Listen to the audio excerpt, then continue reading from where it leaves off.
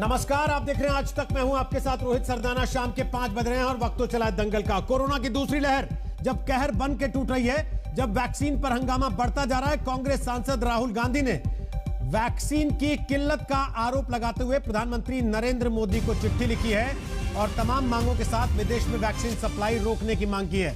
लेकिन इस वक्त की बड़ी खबरें आपको बता दें कोरोना से जुड़ी हुई।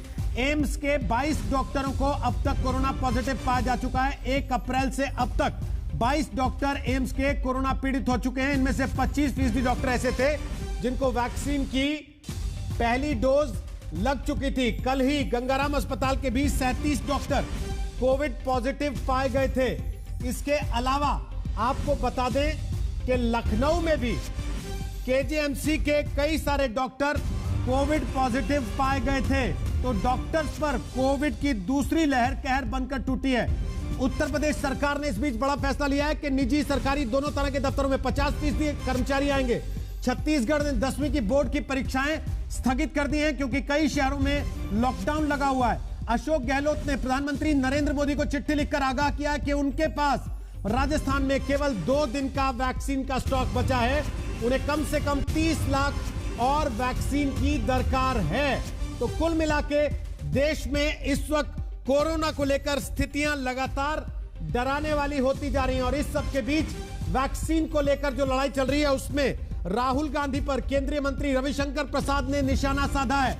यह कहते हुए कि वैक्सीन कम नहीं है देश में, राहुल गांधी असल में पब्लिसिटी चाहते हैं। यह बात केंद्रीय मंत्री रविशंकर प्रसाद ने कही है कि राहुल गांधी को अपनी सरकारों को चिट्ठी लिखनी चाहिए। तब जबकि कोरोना के केस देश में लगातार बढ़ते जा रहे हैं, वैक्सीन को लेकर केंद्र और राज्यों के बीच में तलवारें खिंच गई हैं और सवाल यह उठ रहा है कि विदेश में दवाई और देश में लड़ाई। पहले पूरी रिपोर्ट आपको दिखाते हैं, उसके बाद बताएंगे आज मेहमान हमारे साथ कौन कौन दंगल में है।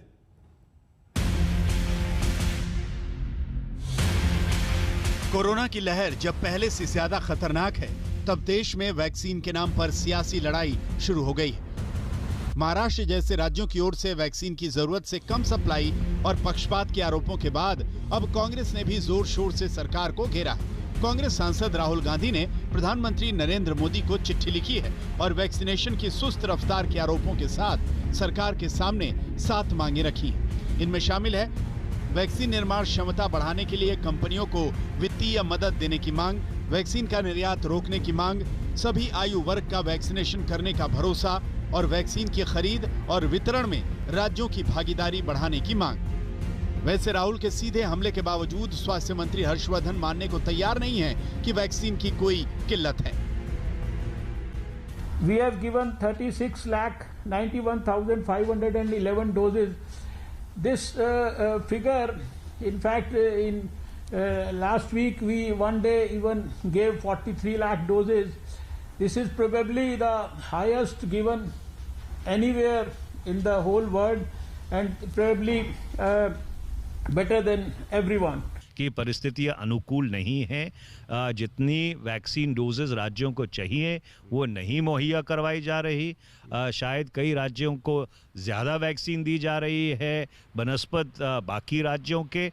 और क्या ये इत्तेफाक की बात है कि जिन राज्यों को कम वैक्सीन दी जा रही है वो विपक्षी राज्य हैं? इस चीज़ की एक बहुत गहराई से जांच करने की ज़रूरत है। बात सांकेतिक तौर पर सीधे तौर से निकल के आती है कि जो विपक्ष शासित राज्य हैं शायद कहीं पर उनसे सौतेला व्यवहार किया जा रहा है।